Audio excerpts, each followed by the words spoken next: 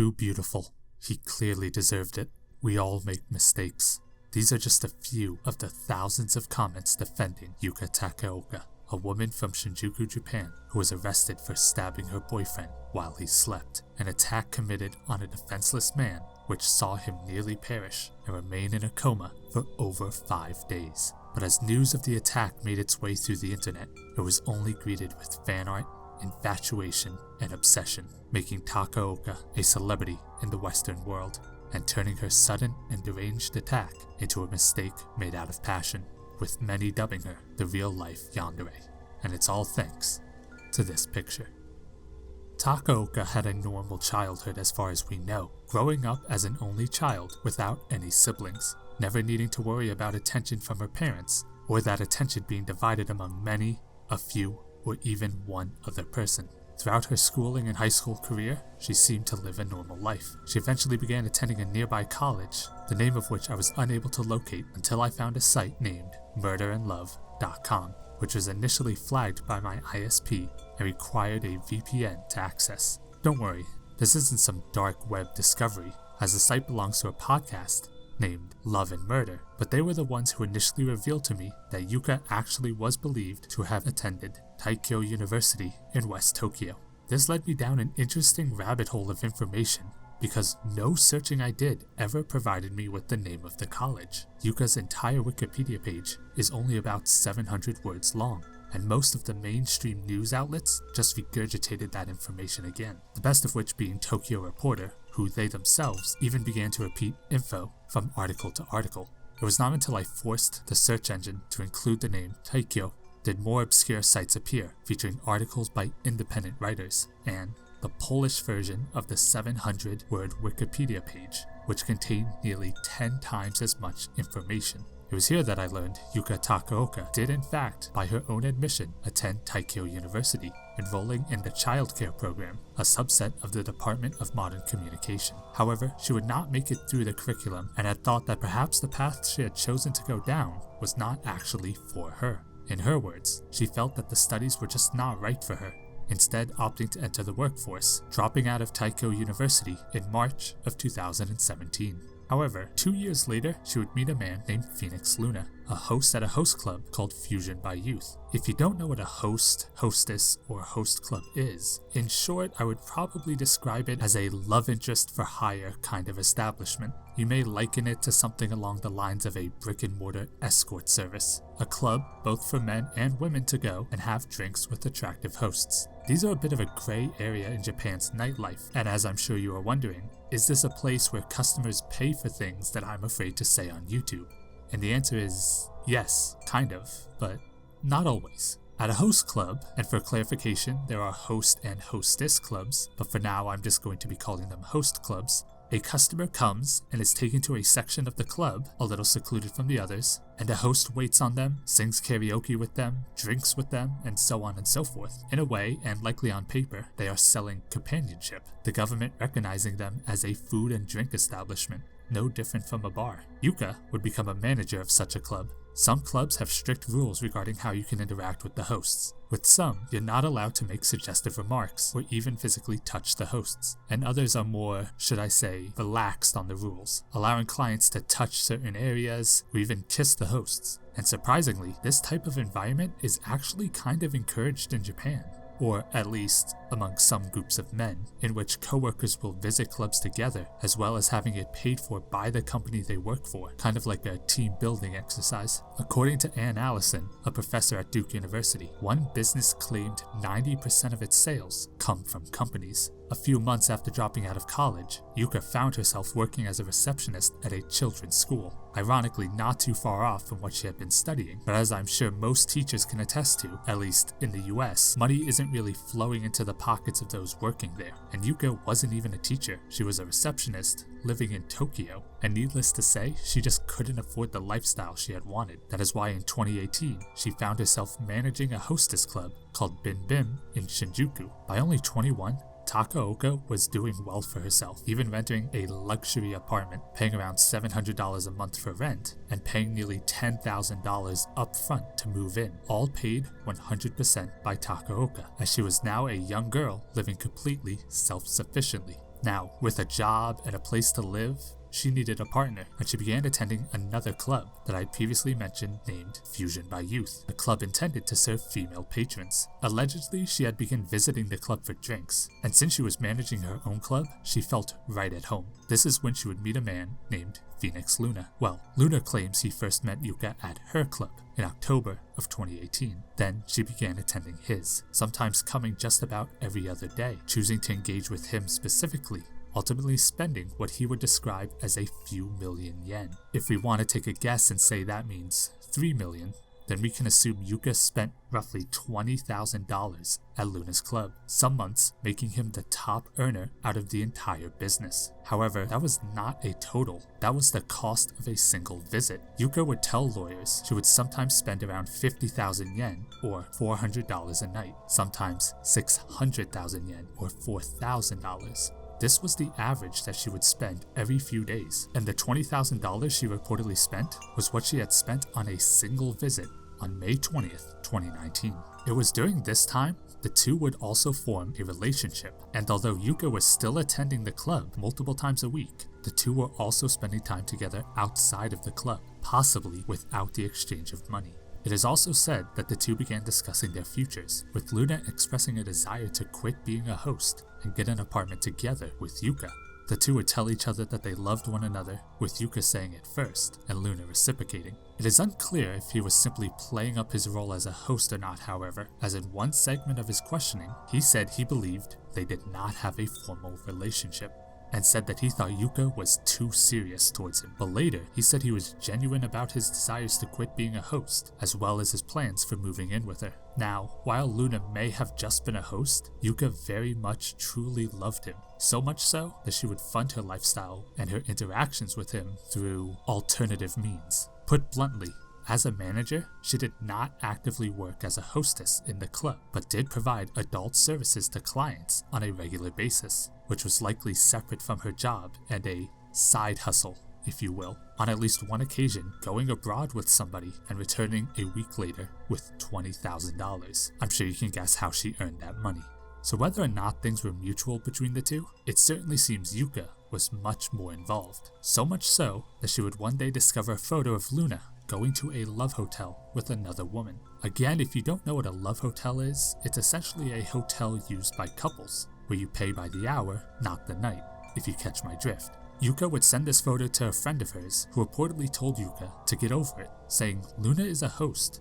He works at a host club, the same club you met him at, and that led you to sharing similar interactions with him 2 to 3 times a week." She would tell Yuka that if she wanted to be with him, she needed to accept that this is what he does. However, Yuka would likely not be able to get past this, and in the morning of May 23rd, 2019, Luna would awake with a sharp pain in his abdomen, but he would be unprepared to see a long blade protruding from his body, and worse, Yuka standing beside him, staring at him.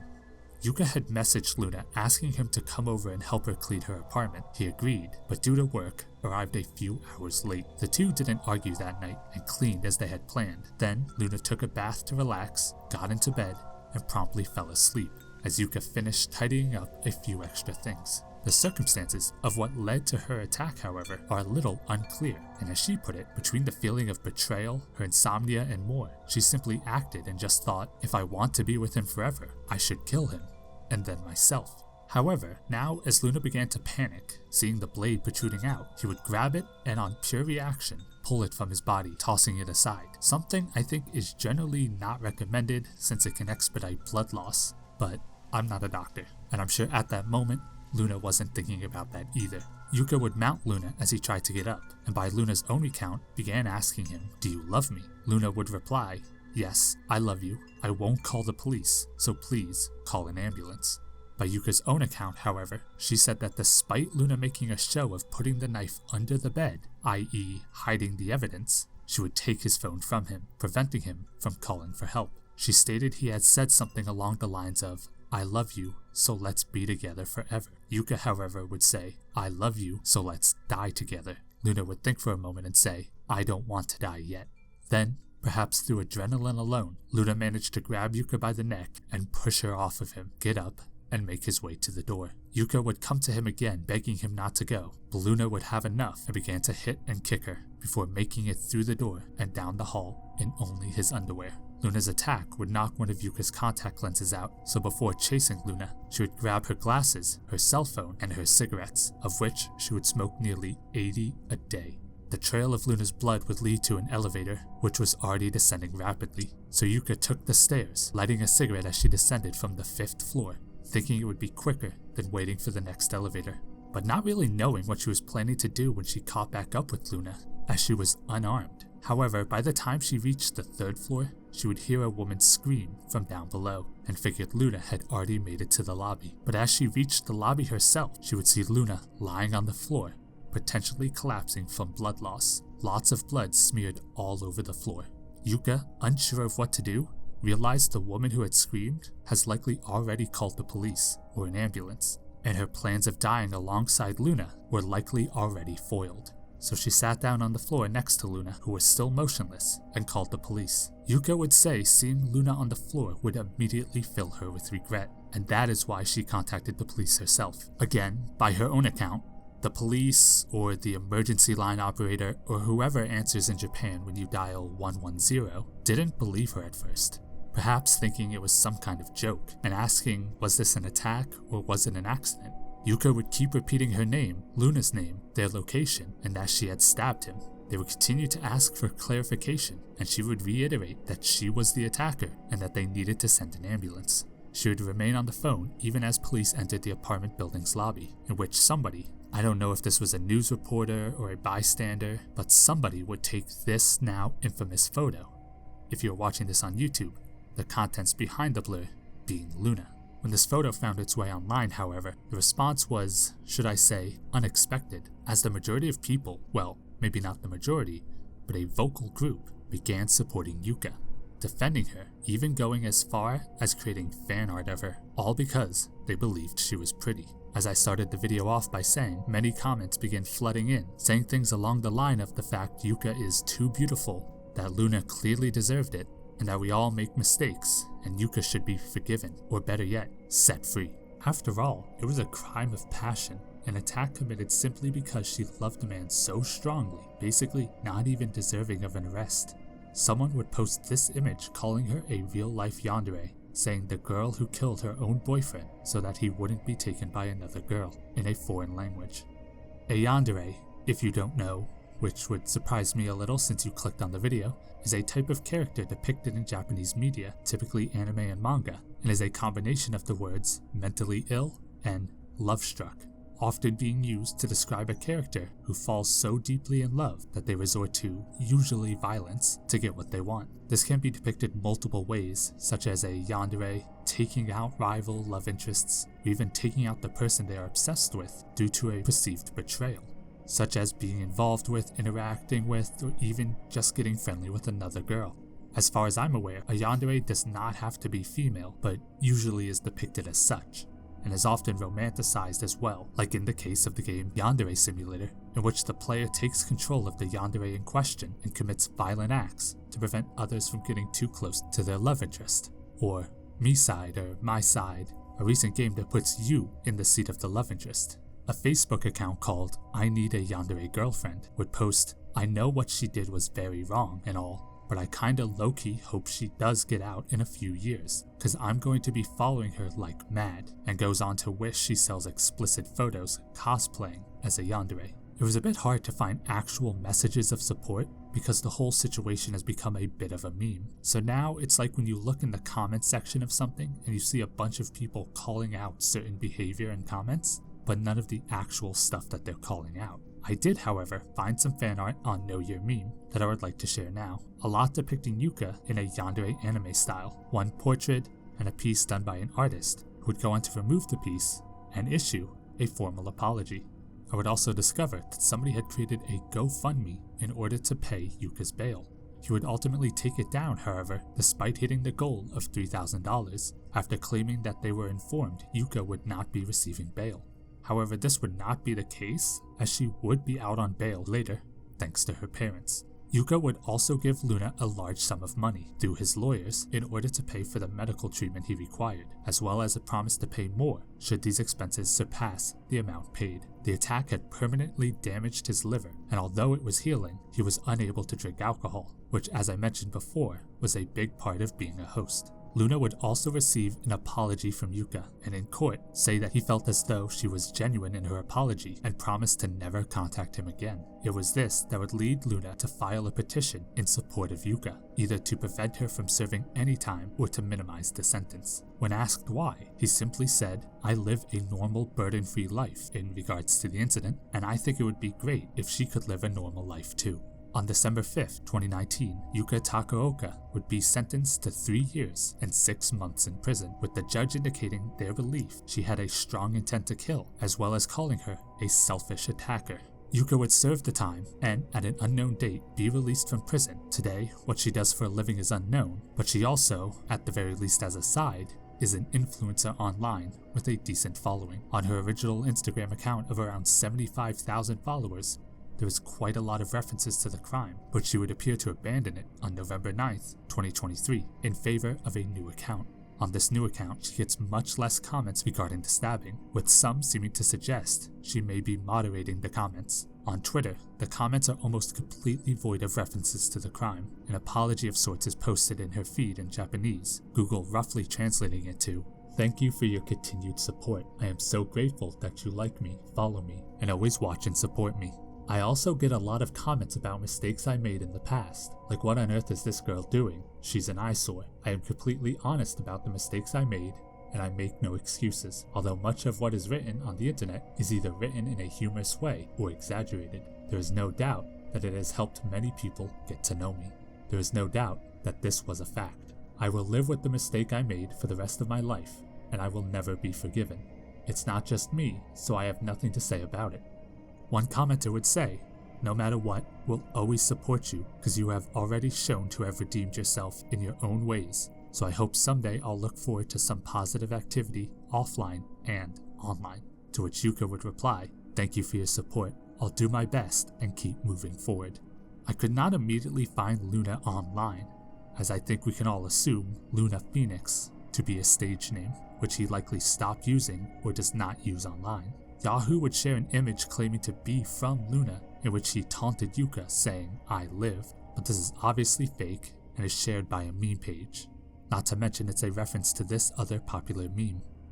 It seems as though Yuka has made a 180, and at the very least has not played into the crime, and while she is cosplaying online, she, as far as I know, has not cosplayed a Yandere character, or gone along with those who have commented on her post for that alone, for the sake of relevance. It is easy to say that her time spent in prison was too short, but with the victim himself wishing she could live a normal life, I'm not too surprised with the outcome. I will leave you with a message allegedly left on Yuka's phone just before the stabbing, but keep in mind, this is Japanese, translated to Polish, translated to English. "I apologize to my mother, father, and 3 other unnamed people. I apologize to everyone related to me. I always had a terrible habit of lying. I always wanted to be a tragic heroine. I wanted to be beautiful and fleeting. I don't know what will happen and what won't. I don't know if that's what it was all about. I apologize for my insubordination. I apologize for being a stupid daughter. I had a tendency to lie, and I didn't know if it was a lie or the truth. And now I found someone I love. I realized that I should kill him, so he would stop looking at anyone but me. I have nothing left. I don't know anything anymore. I don't like calling him Miyazuki-kun because it reminds me of money. I love you. Insert Luna's real name. I love you desperately from the bottom of my heart. But you only see money in me. You only give me false words. You told me that you were my host, so if I die, it will be true. That's why I want to take care of you now. So don't worry, I will do everything to be with you." Well, that's about it. If you want to see another Japanese true crime video, why not check out this one I did about Izai Sagawa, the Japanese cannibal who never served any time in jail. Don't forget to like, subscribe, and comment, and I'll see you next time.